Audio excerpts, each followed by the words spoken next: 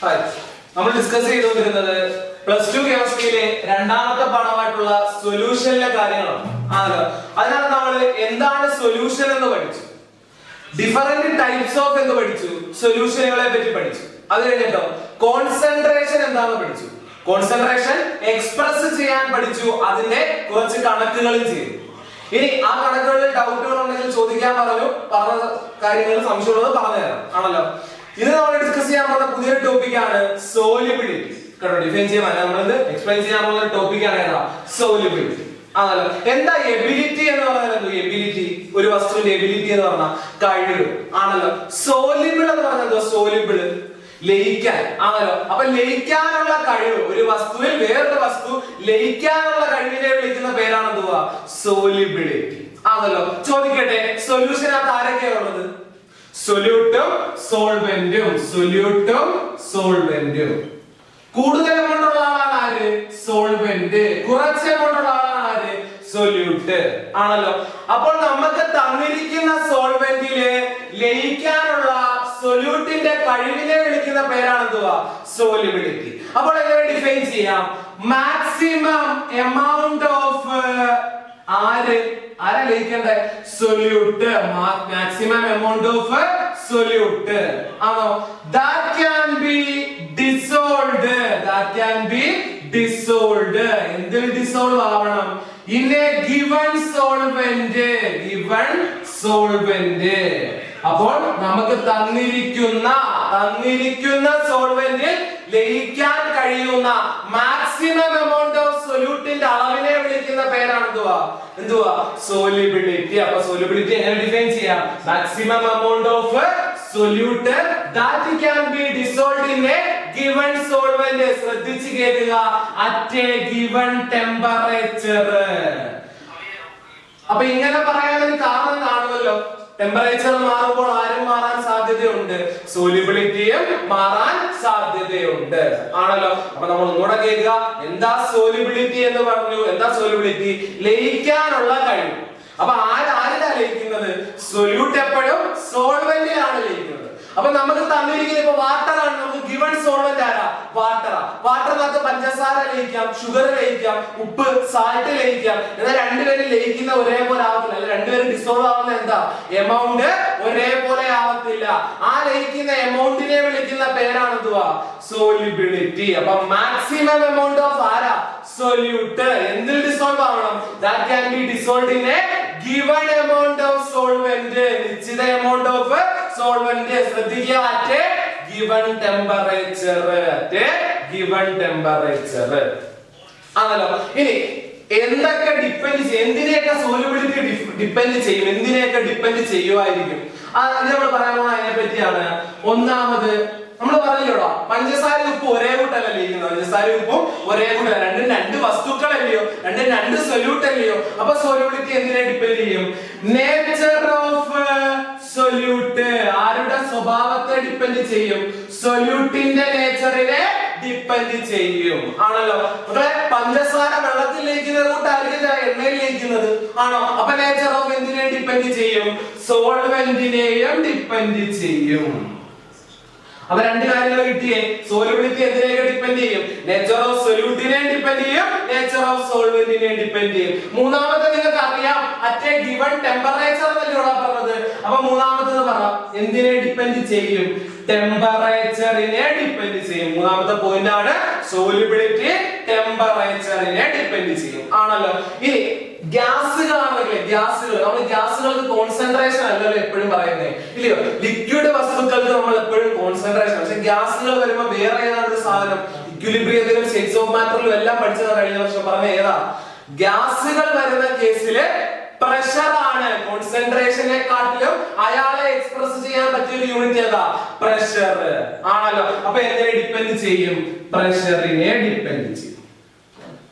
അപ്പൊ പറഞ്ഞ നാല് പോയിന്റുകൾ എന്തിനെ ഡിപ്പെൻഡ് ചെയ്യുന്നതാ, സോലിബിലിറ്റിയെ ഡിപ്പെൻഡ് ചെയ്യുന്ന നാല് പോയിന്റുകൾ ചോദിച്ചാൽ നേച്ചർ ഓഫ് ആര്, സൊല്യൂട്ട്, നേച്ചർ ഓഫ് ആര്, സോൾവെന്റ്, പിന്നെ ടെമ്പറേച്ചറും പ്രഷറും ആണല്ലോ. അപ്പൊ എന്താ സോലിബിലിറ്റി എന്ന് കിട്ടിയേ, മാക്സിമം എമൗണ്ട് ഓഫ് ആര്, solute that can be dissolved in ആര്, given solvent at a given temperature ആണല്ലോ. ഇനി സോലിബിലിറ്റിയെ ഡിപെൻഡ് ചെയ്യുന്ന 4 ഫാക്ടേഴ്സ് ഒരു വട്ടം ചോദിച്ചതാ 2 മാർക്കിന്. സോലിബിലിറ്റിയെ ഡിപെൻഡ് ചെയ്യുന്ന ഫാക്ടേഴ്സ് ആണ് ഏതൊക്കെയാ? Nature of solute, nature of solvent, temperature, pressure ആണല്ലോ. ഇനി നമ്മൾ സോലിബിലിറ്റിയുടെ ഡീപ്പ് ആയിട്ടുള്ള പോർഷനിലേക്ക് കടക്കുകയാണ്. ഇതിനെ ഞാൻ 2 കേസുകൾ പഠിപ്പിക്കുകയാണ്. ആദ്യത്തെയാണ് കേസ് 1. ആദ്യം പഠിപ്പിക്കാൻ പോകുന്ന ഒരു കേസാണ് കേസ് 1. അപ്പൊ എന്താണ് കേസ് 1 എന്ന് കേട്ടോണം. Solubility of a solid in liquid. അപ്പൊ സോലിബിലിറ്റി ഓഫ് ആരാ? Solid in liquid. നമ്മൾ ആദ്യം പഠിക്കാൻ പോകുന്ന കേസാണ് സോലിബിലിറ്റി ഓഫ് ആരാ? Solid in liquid. ഒരു ലിക്വിഡിനകത്ത് ആര് ലയിക്കുന്ന കാര്യമാണ് പറയുന്നത്? സോളിഡ് വസ്തുക്കള് ലയിക്കുന്ന കാര്യമാണ് പറയുന്നത് ആണല്ലോ. ഇത് നോക്കിയേ, എല്ലാ വസ്തുക്കളെയും നമുക്ക് രണ്ടായിട്ട് തിരിക്കാം. പോളാർ എന്നും നോൺ പോളാർ എന്നും. അപ്പം സൊല്യൂട്ട് ആണെങ്കിലും സോൾവെന്റ് ആണെങ്കിലും ഏത് വസ്തുക്കളാണെങ്കിലും നമ്മൾ അവരെ രണ്ടായിട്ട് തിരിച്ചു. ആരൊക്കെയാ? പോളാർ എന്നും നോൺ പോളാർ എന്നും. കൃത്യമായിട്ട് ശ്രദ്ധിക്കണേ. കേസ് 1 ആദ്യത്തെ കേസ് നമ്മൾ പറയുന്നത് എന്തിനെ പറ്റിയാ? ആരുടെ സോലിബിലിറ്റി? ഒരു സോളിഡ് വസ്തുവിന്റെ സോലിബിലിറ്റി എന്തിലാ? ഇന്നെ ലിക്വിഡ്. ഒരു ലിക്വിഡിനകത്ത് സോളിഡ് ലയിക്കുന്ന കാര്യമാണ് പറഞ്ഞുകൊണ്ടിരിക്കുന്നത്. അതിനകത്ത് നമ്മൾ പറഞ്ഞ കാര്യമാണ് എല്ലാ വസ്തുക്കളെയും നമ്മൾ രണ്ടാക്കി മാറ്റി പോളാർ വസ്തുക്കളെന്നും നോൺ പോളാർ. അപ്പൊ പോളാർ സൊല്യൂട്ട് ഉണ്ട്, നോൺ പോളാർ സൊല്യൂട്ട് ഉണ്ട്, പോളാർ സോൾവെന്റ് ഉണ്ട്, നോൺ പോളാർ സോൾവെന്റ് ഉണ്ട് ആണല്ലോ. ഇനി ഞാൻ ഒരു പോളാർ സോൾവെന്റിന്റെ എക്സാമ്പിൾ പറഞ്ഞുതരാം. H2O. ഒരു പോളാർ സോൾവെന്റ് എക്സാമ്പിൾ ചോദിച്ചാൽ ആരാ? H2O ആണല്ലോ. HCl, NH3 ഇതൊക്കെ എന്തോ സോൾവെന്റ് ആണ്? പോളാർ സോൾവെന്റുകളാണ് ആണല്ലോ. അപ്പോൾ ഒരു പോളാർ സോൾവെന്റ് എക്സാമ്പിൾ ചോദിച്ചാൽ പറ. Water, NH3, ammonia, hydrochloric acid, HCl ആണോ. ഇതൊരു നോൺ പോളാർ സോൾവെന്റിന്റെ പേര് ചോദിച്ചാൽ അടിപൊളി ഒരു ഉദാഹരണമുണ്ട്, ബെൻസീൻ ആണല്ലോ. അപ്പൊ നോൺ പോളാർ സോൾവെന്റിന്റെ പേര് ചോദിച്ചാൽ ആരാ? ബെൻസീൻ ആണല്ലോ. പിന്നെ ഉണ്ട് കാർബൺ ടെട്രാക്ലോറൈഡ്. അപ്പൊ പോളാർ സോൾവെന്റുകളും നോൺ പോളാർ സോൾവെന്റ്, പോളാർ സൊല്യൂട്ടുകളുണ്ട്, നോൺ പോളാർ സൊല്യൂട്ടുകളുണ്ട്. എന്തിനാണ് ഇത് പറഞ്ഞതെന്ന് ചോദിച്ചാല് പോളാർ സൊല്യൂട്ട് എപ്പോഴും പോളാർ സോൾവെന്റിലെ ഡിസോൾവ് ആവത്തുള്ളൂ. പഠിച്ചു വെച്ചോണേ. പോളാർ സൊല്യൂട്ടുകൾ എപ്പോഴും പോളാർ സോൾവെന്റുകളിലെ എന്താവത്തുള്ളൂ? ഡിസോൾവ് ആവത്തുള്ളൂ ആണല്ലോ. അതിന്റെ അർത്ഥം എന്റെ കയ്യിലുള്ള സാധനം പോളാർ സോൾവെന്റ് ആണെങ്കിൽ അയാൾ ഒരിക്കലും ബെൻസീനെ ഡിസോൾവ് ചെയ്യില്ല. കാര്യം എന്താ? ബെൻസീൻ ഒരു നോൺ പോളാർ സോൾവെന്റ് ആണ് ആണല്ലോ. പക്ഷെ എന്റെ കയ്യിലുള്ള പോളാർ വസ്തു എന്തിൽ ഡിസോൾവ് ചെയ്യും? വാട്ടറിൽ ഡിസോൾവ് ചെയ്യും. കാരണം വാട്ടർ എന്തോ മോളിക്യൂളാ? പോളാർ മോളിക്യൂൾ ആണ് ആണല്ലോ. ഈ നോൺ പോളാർ സൊല്യൂട്ടുകളൊപ്പം നോൺ പോളാർ സൊല്യൂട്ടുകൾ എപ്പോഴും നോൺ പോളാർ സോൾവെന്റിലെ എന്ത് ചെയ്യത്തോള്? ഡിസോൾവ് ആവത്തോള്. അപ്പൊ ലൈക്ക് ഡിസോൾവ്സ് ഇൻ ലൈക്ക് ആണല്ലോ. ഒരേപോലെയുള്ള ആൾക്കാരെ തമ്മിൽ എന്ത് ചെയ്യൂ? ഡിസോൾവ് ചെയ്യൂ. അപ്പൊ ഒരു പോളാർ സോൾവെന്റ് പോളാർ സൊല്യൂട്ടും non polar solute non polar സോൾവെന്റിൽ എന്ത് ചെയ്യത്തോള്? ഡിസോൾവ് ചെയ്യത്തോള്. ഉദാഹരണം കിട്ടിയേ. പോളാർ സോൾവെന്റിന്റെ എക്സാമ്പിൾ പറയാം. Polar solvent water, ammonia, hydrochloric acid, H2O, NH3, HCl ആണല്ലോ. Non polar benzene, carbon tetrachloride. ഇനി മനസ്സിലാക്കേണ്ട കാര്യം എന്തുവാ? പോളാർ സൊല്യൂട്ട് എപ്പോഴും പോളാർ സോൾവെന്റിലും നോൺ പോളാർ സൊല്യൂട്ട് എപ്പോഴും നോൺ പോളാർ സോൾവെന്റിലും എന്ത് ചെയ്യൂ? ഡിസോൾവ് ചെയ്യൂ ആണല്ലോ. ഇനിയാണ് ശ്രദ്ധിച്ചു കേൾക്കുക. നമ്മൾ കുറച്ച് കാര്യങ്ങൾ പറയാൻ പോകും. കുറച്ച് ടേബിളുകളും കാര്യങ്ങളൊക്കെ ഇതിനകത്ത് വരും. 2 പേരുകൾ കേട്ടോണം. ഡിസൊല്യൂഷൻ ആണല്ലോ. ക്രിസ്റ്റലൈസേഷൻ. അപ്പൊ അടുത്ത നമ്മൾ പഠിക്കാൻ പോകുന്ന 2 വാക്കുകളാണ് എന്തൊക്കെയാ? ഡിസൊല്യൂഷനും ക്രിസ്റ്റലൈസേഷനും. അപ്പൊ പഠിക്കാൻ പോകുന്ന 2 വാക്കുകളാണ്. ഒരു വട്ടം 3 മാർക്കിന് ചോദിച്ചതാ. Explain dissolution and crystallisation. എന്താണ് ഡിസൊല്യൂഷൻ എന്നും എന്താണ് ക്രിസ്റ്റലൈസേഷൻ എന്നും. അപ്പൊ ശ്രദ്ധിച്ചു കേൾക്കുക. നിങ്ങളുടെ കയ്യിൽ ഒരു സോൾവെന്റ് ഉണ്ട്. ഇയാള് ലിക്വിഡാ. നിങ്ങളുടെ കയ്യിൽ ഒരു സോൾവെന്റ് തന്നിട്ടുണ്ട്. അയാൾ എന്താണ്? ലിക്വിഡ് ആണ്. അതിനകത്ത് ആരെ ഡിസോൾവ് ചെയ്യിപ്പിക്കുന്ന കാര്യം പറഞ്ഞുകൊണ്ടിരിക്കുന്നേ? Solid solute. അതിനകത്ത് ആരെ ഇട്ട് കൊടുക്കുക? സോളിഡ് സൊല്യൂട്ട് ആണല്ലോ. ശ്രദ്ധിച്ചേ. സോൾവെന്റ് മാത്രമല്ലേ ഉള്ളായിരുന്നു? എന്ത് മാത്രമേ ഉള്ളായിരുന്നു? സോൾവെന്റ് മാത്രം. അതിനകത്തോടെ നമ്മൾ എന്തിനെ ഇട്ട് കൊടുക്കുന്നേ? സൊല്യൂട്ടിനെ ഇട്ട് കൊടുക്കുക. കൊടുക്കുന്നത്, അതിനകത്ത് നമ്മൾ എന്തിട്ട് കൊടുക്കും? സൊല്യൂട്ട്. മക്കളെ, ഇടുന്ന എല്ലാ സൊല്യൂട്ടുകളും ഡിസോൾവ് ചെയ്യണമെന്നുണ്ടോ? ഇടുന്ന എല്ലാ സൊല്യൂട്ടുകളും ഡിസോൾവ് ചെയ്യണമെന്നുണ്ടോ? ഇല്ല. അതൊരു കഴിവായിരുന്നു. ഏതാ? സോലിബിലിറ്റി. ആ സോലിബിലിറ്റി ഉള്ളത് വരെ അയാൾ എന്ത് ചെയ്യും? ഡിസോൾവ് ചെയ്യും. ബാക്കിയുള്ള വസ്തുക്കൾ എന്ത് ചെയ്യില്ല? ഡിസോൾവ് ചെയ്യത്തില്ല. ആണല്ലോ. അപ്പൊ നമ്മൾ നോക്കുക, ഒരു ലിക്വിഡ് സോൾവെന്റിനകത്തോട്ട്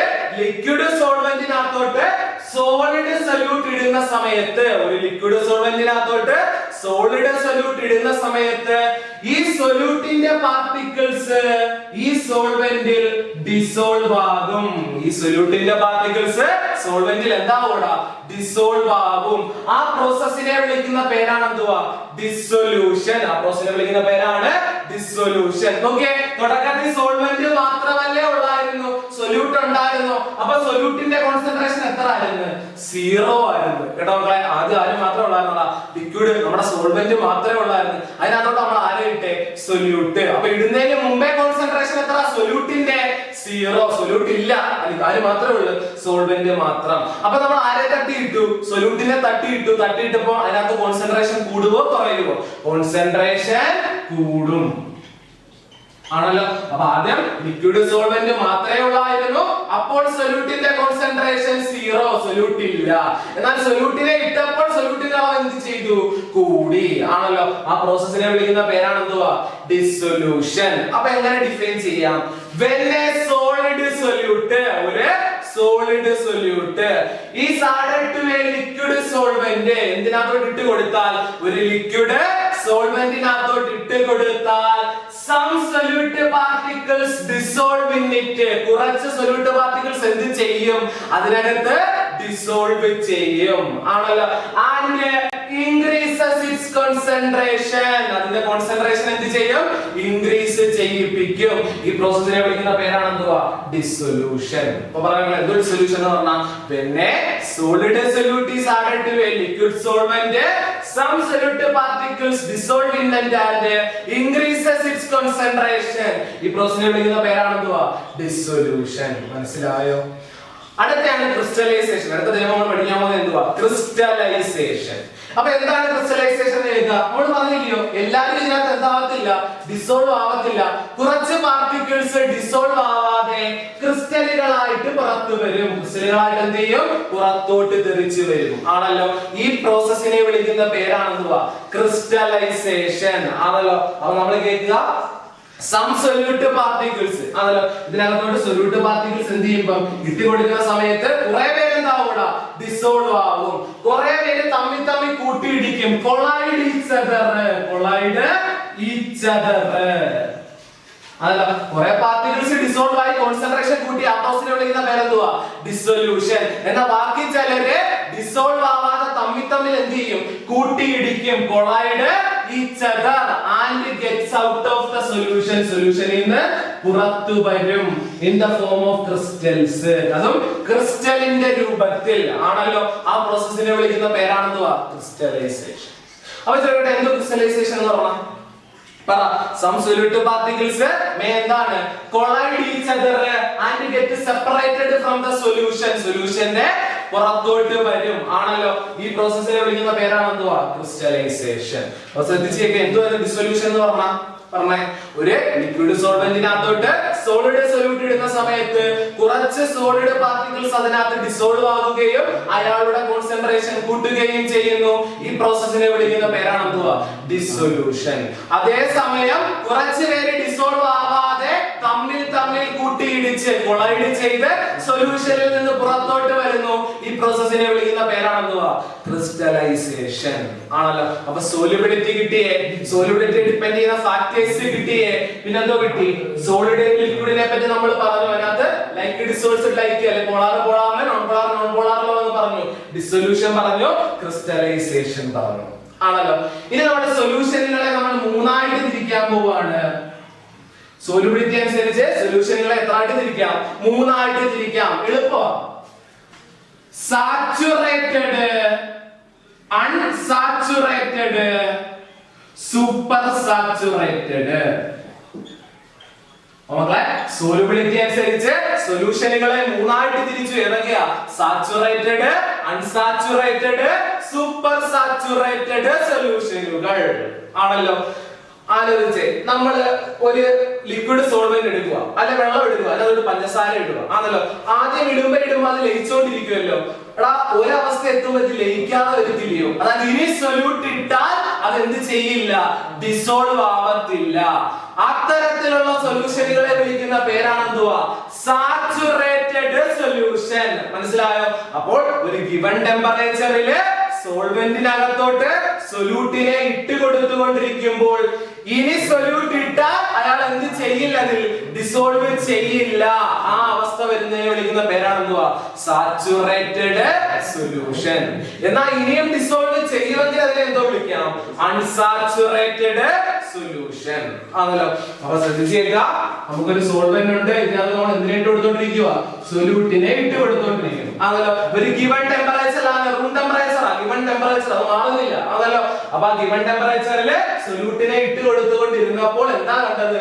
സൊല്യൂട്ട് ഡിസോൾവ് ആയിക്കൊണ്ടിരിക്കുക. അങ്ങനെ ഡിസോൾവ് അവസാനം ഡിസോൾവ് ആവാത്ത ഒരു അവസ്ഥ വന്നു. ആ സൊല്യൂഷനെ വിളിക്കുന്ന പേരാണ് എന്തുവാ? Saturated solution. അതായത് ഇനി സൊല്യൂട്ട് ഇട്ടാൽ അയാൾ എന്ത് ചെയ്യില്ല? ഡിസോൾവ് ആവില്ല.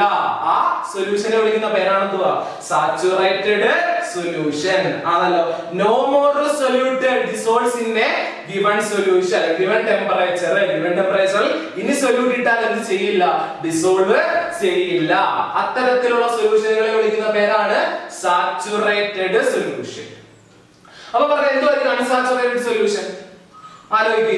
അപ്പോൾ ആ ടെമ്പറേച്ചറിൽ സൊല്യൂട്ട് ഇട്ടാൽ പിന്നെ ഡിസോൾവ് ചെയ്യുമെങ്കിൽ അത്തരത്തിലുള്ള സൊല്യൂഷനുകളെ എന്ത് വിളിക്കാം?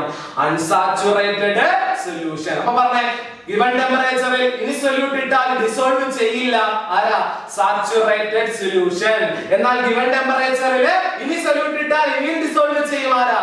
Unsaturated solution. അപ്പൊ ഒരാളെ കൂടെ വേണമല്ലോ, സൂപ്പർ സാച്ചുറേറ്റഡ് സൊല്യൂഷൻ. എന്ത് സൂപ്പർ സാച്ചുറേറ്റഡ് സൊല്യൂഷൻ? എന്റെ കയ്യിൽ ഒരു സാച്ചുറേറ്റഡ് സൊല്യൂഷൻ ഉണ്ട്. എന്തുവാ നമ്മുടെ സാച്ചുറേറ്റഡ് സൊല്യൂഷൻ? ഇനി ഡിസോൾവ് ചെയ്യുവോ? ഇല്ല. ഇനി ചെയ്യാത്ത സൊല്യൂഷനുകളെ വിളിക്കുന്ന പേരാണ് എന്തുവാ? Saturated solution. അതിന്റെ ടെമ്പറേച്ചർ ഞാനൊന്ന് കൂട്ടി. അതിനെന്ത് കൂട്ടി? ടെമ്പറേച്ചർ കൂട്ടി. അപ്പോൾ എനിക്ക് പിന്നെയും എന്ത് ചെയ്യാൻ പറ്റി? ഡിസോൾവ് ചെയ്യിപ്പിക്കാൻ പറ്റി. ശ്രദ്ധിച്ചായിരുന്നോ? ഗിവൺ ടെമ്പറേച്ചർ ആയിരുന്നു സാച്ചുറേറ്റഡും അൺസാച്ചുറേറ്റഡും. ഇവിടെ ഞാൻ എന്ത് മാറ്റി? സാച്ചുറേറ്റഡ് സൊല്യൂഷന്റെ ടെമ്പറേച്ചർ മാറ്റിയപ്പോൾ എനിക്ക് പിന്നെയും സൊല്യൂട്ടുകളെ എന്ത് ചെയ്യാൻ പറ്റി? ഡിസോൾവ് ചെയ്യാൻ പറ്റി. അങ്ങനെ ഉണ്ടാകുന്ന സൊല്യൂഷനുകളെ വിളിക്കുന്ന പേരാണ് എന്തുവാ? Super saturated solution. ഒരു സാച്ചുറേറ്റഡ് സൊല്യൂഷന്റെ ടെമ്പറേച്ചർ കൂട്ടിയാൽ ഫർദർ പിന്നെയും എന്താഡ് ചെയ്താൽ? സൊല്യൂട്ട് ആഡ് ചെയ്താൽ പിന്നെയും ഡിസോൾവ് ചെയ്യുമെങ്കിൽ അത്തരത്തിലുള്ള സൊല്യൂഷനുകളെ വിളിക്കുന്ന പേരാണ് എന്തുവാ? Super saturated solution. അപ്പൊ സൊല്യൂഷനുകളെ മൂന്നായിട്ട് തിരിച്ചു. ഏതൊക്കെയാ? Saturated, unsaturated, super saturated. എന്തിന്റെ അടിസ്ഥാനത്തിലായിരുന്നു? സോല്യൂബിലിറ്റിയുടെ അടിസ്ഥാനത്തിൽ. ഇൻഡിസോൾവ് ചെയ്യാത്ത, ഗിവൺ ടെമ്പറേച്ചറിൽ ഇൻഡിസോൾവ് ചെയ്യാത്ത ആരാ? സാച്ചുറേറ്റഡ്. ഡിസോൾവ് ചെയ്യുന്നത് അൺസാച്ചുറേറ്റഡ്. ടെമ്പറേച്ചർ കൂട്ടി പിന്നെയും ആഡ് ചെയ്യുന്നതാണ് എന്തുവാ? Super saturated solution. ഇനി നമ്മൾ പറയുന്നത് എഫക്റ്റ് ഓഫ് ടെമ്പറേച്ചർ. നമ്മൾ എന്താ പറയാൻ പോകുന്നേ? നമ്മൾ പറഞ്ഞുകൊണ്ടിരുന്നത് കേസ് 1 ആയിരുന്നു. എന്തുവാ? ഒരു ലിക്വിഡിനകത്ത് സോളിഡ് ഡിസോൾവ് ചെയ്യുന്ന കാര്യം പറഞ്ഞുകൊണ്ടിരുന്നത് ആണല്ലോ. ഇനി നമ്മൾ അതിനകത്ത് ടെമ്പറേച്ചറിന് എന്താണ് എഫക്ട് എന്ന് പഠിക്കുന്നത്. ടെമ്പറേച്ചറിന്റെ എഫക്ട് പഠിക്കുന്നത്. നേച്ചർ പഠിച്ചില്ലടാ, പോളാറിലും നോൺ പോളാറിലും ആണല്ലോ. ഇനി നമ്മൾ പഠിക്കാൻ പോകുന്നത് ടെമ്പറേച്ചറിന് എന്ത് എഫക്ട് ആണല്ലോ. ശ്രദ്ധിച്ചേക്കുക, ടെമ്പറേച്ചർ അനുസരിച്ച് രണ്ടായിട്ട് തിരിക്കാനുള്ള ടെമ്പറേച്ചർ അനുസരിച്ച് റിയാക്ഷനുകളെ എക്സോതെർമിക് എന്നും എൻഡോതെർമിക് എന്നും ആണല്ലോ. അപ്പൊ റിയാക്ഷനുകൾ ടെമ്പറേച്ചർ അനുസരിച്ച് രണ്ട് തരത്തിലുണ്ട്. ഏതൊക്കെയാ? എക്സോതെർമിക്കും എൻഡോതെർമിക്കും ആണല്ലോ. അതായത് ഒരു റിയാക്ഷൻ നടക്കുമ്പോൾ ഹീറ്റ് എനർജി ലിബറേറ്റ് ചെയ്തു, പുറത്തോട്ട് പോയി ആണല്ലോ. അത്തരത്തിലുള്ള സൊല്യൂഷൻ, അത്തരത്തിലുള്ള റിയാക്ഷനുകളെ വിളിക്കുന്ന പേരാണ് എന്തുവാ? Exothermic reaction. എന്നാൽ ഹീറ്റ് എനർജിയെ അബ്സോർബ് ചെയ്യുന്ന റിയാക്ഷനുകളാണ് ആര്? Endothermic reaction. അപ്പൊ ടെമ്പറേച്ചർ അനുസരിച്ച് റിയാക്ഷനുകളെ രണ്ടാക്കി തിരിച്ചു. ഏതൊക്കെയാ? ഹീറ്റ് എനർജി അല്ലെ ടെമ്പറേച്ചറിൽ ഹീറ്റ് എനർജി ലിബറേറ്റ് ചെയ്യുന്ന റിയാക്ഷനുകളെ എക്സോതെർമിക് എന്നും അബ്സോർബ് ചെയ്യുന്നവരെ എൻഡോതെർമിക് എന്നും. അപ്പൊ കേൾക്കുക, ഡിസൊല്യൂഷൻ. എന്താണ് ഡിസൊല്യൂഷൻ? ഡിസോൾവ് ആവുന്ന പ്രോസസ് ആണ് ഡിസൊല്യൂഷൻ എന്ന് പറയുന്നത്. ഡിസോൾവ് ആവുന്ന പ്രോസസ് എൻഡോതെർമിക് ആണെങ്കിൽ, ഡിസോൾവ് ആവുന്ന പ്രോസസ് എൻഡോതെർമിക് ആണെങ്കിൽ ടെമ്പറേച്ചർ കൂടുമ്പോൾ സോലിബിലിറ്റിയും കൂടും ആണല്ലോ. അപ്പൊ കേൾക്കുക, ഡിസൊല്യൂഷൻ പ്രോസസ് എൻഡോതെർമിക് ആണെങ്കിൽ, ഡിസൊല്യൂഷൻ പ്രോസസ് എൻഡോതെർമിക് ആണെങ്കിൽ ഇനി ടെമ്പറേച്ചർ കൂടിയാൽ സോലിബിലിറ്റിയും എന്ത് ചെയ്യും? കൂടും ആണല്ലോ. എന്നാൽ ഡിസൊല്യൂഷൻ പ്രോസസ് എക്സോതെർമിക് ആണെങ്കിൽ ടെമ്പറേച്ചർ കൂടുമ്പോൾ സോലിബിലിറ്റി കുറയും ആണല്ലോ. അപ്പൊ രണ്ട് കാര്യങ്ങളാണ് പഠിച്ചത്. ഹീറ്റ് എനർജി ലിബറേറ്റ് ചെയ്യുന്ന റിയാക്ഷനുകളെ എക്സോതെർമിക് എന്നും അബ്സോർബ് ചെയ്യുന്നവയെ എൻഡോതെർമിക് എന്നും വിളിക്കാം. ഇത് നമ്മുടെ ഡിസൊല്യൂഷൻ എന്ന് പറയുന്നത് ഒരു ലിക്വിഡിനകത്തോട്ട് സോളിഡ് ഇടുമ്പോൾ സോളിഡ് ഡിസോൾവ് ആവുന്ന പ്രോസസ്സിനെ വിളിക്കുന്ന പേരാണ് എന്തുവാ? ഡിസൊല്യൂഷൻ. ആ ഡിസൊല്യൂഷൻ പ്രോസസ് എക്സോതെർമിക് ആണെങ്കിൽ ടെമ്പറേച്ചർ കൂടുമ്പോൾ സോലിബിലിറ്റി കുറയും ആണല്ലോ. അപ്പൊ എക്സോതെർമിക് ആണെങ്കിൽ ടെമ്പറേച്ചർ കൂടുമ്പോൾ സോലിബിലിറ്റി കുറയും. എന്നാൽ ഡിസൊല്യൂഷൻ പ്രോസസ് എൻഡോതെർമിക് ആണെങ്കിൽ, ഡിസൊല്യൂഷൻ പ്രോസസ് എൻഡോതെർമിക് ആണെങ്കിൽ ടെമ്പറേച്ചർ കൂടുമ്പോൾ സോലിബിലിറ്റിയും കൂടും. അപ്പൊ എക്സോതെർമിക് ആവുമ്പോൾ ടെമ്പറേച്ചർ കൂടുമ്പോൾ സോലിബിലിറ്റി കുറഞ്ഞു ആണല്ലോ. എൻഡോതെർമിക് ആവുമ്പോഴോ ഡിസൊല്യൂഷൻ അല്ല ടെമ്പറേച്ചർ കൂടുമ്പോൾ സോലിബിലിറ്റിയും കൂടും. തിരിഞ്ഞു പോലെ. അടുത്ത എഫക്റ്റ് ഓഫ് പ്രഷർ ചോദിക്കട്ടെ. ലിക്വിഡും സോളിഡും അല്ലയോ, പ്രഷറിന് എന്തെങ്കിലും എഫക്റ്റ് കാണോ? പ്രഷർ ആരുടെ കേസിലാ പറയണ്ടേ? ഗ്യാസസിന്റെ കേസില്. അപ്പോൾ ലിക്വിഡ് സോളിഡിനകത്ത് ലയിക്കുമ്പോൾ പ്രഷർ ഹാസ് നോ എഫക്റ്റ്. അപ്പൊ പ്രഷറിന് പ്രത്യേകിച്ച് എഫക്റ്റുകളൊന്നുമില്ല ആണല്ലോ. അപ്പൊ ഇന്ന് നമ്മൾ ഡിസ്കസ് ചെയ്തത് സോലിബിലിറ്റി ആണ്. അപ്പൊ സോലിബിലിറ്റി എന്താണെന്ന് പഠിച്ചു. സോലിബിലിറ്റി ആദ്യത്തെ കേസ് മാത്രമേ പഠിച്ചോളെ. അടുത്ത ക്ലാസ്സിൽ നമ്മൾ പഠിക്കാൻ പോകുന്ന ഇമ്പോർട്ടന്റ് ആയിട്ടുള്ള കാര്യമാണ് solubility of gas in liquid കേട്ടോ. അപ്പൊ നമ്മൾ എന്ത് പഠിക്കണം? ഗ്യാസ് ഇൻ ലിക്വിഡ് എന്ന് പഠിച്ചാൽ എന്തുവാ? സോളിഡിന്റെ ലിക്വിഡ് ആയിരിക്കും. അടുത്ത ക്ലാസ്സിലാണ് നമ്മൾ എന്തുവാ? ഗ്യാസിന്റെ ലിക്വിഡ്. അതിനകത്ത് രണ്ട് ലോകളൊക്കെ നമുക്ക് പഠിക്കാറുണ്ട്, ഹെൻറീസ് ലോയും റൗൾസ് ലോയും. അപ്പൊ അടുത്ത ക്ലാസ് നമ്മൾ എടുക്കാൻ പോകുന്ന രണ്ടെണ്ണമാണ് ഹെൻറീസ് ലോയും റൗൾസ് ലോയും. ഒരു ഉറപ്പായിട്ട് രണ്ടെണ്ണത്തിൽ നിന്നും 3 മാർക്കിനുള്ള ചോദ്യങ്ങൾ വരുന്നതാണ് ആണല്ലോ. അപ്പൊ ഇത്രയും കാര്യങ്ങൾ പഠിച്ചു വെക്കുക. ഹോംവർക്കിനകത്ത് സംശയമുള്ളത് ചോദിച്ചാൽ മതി, പറഞ്ഞു തരാം. ശരി.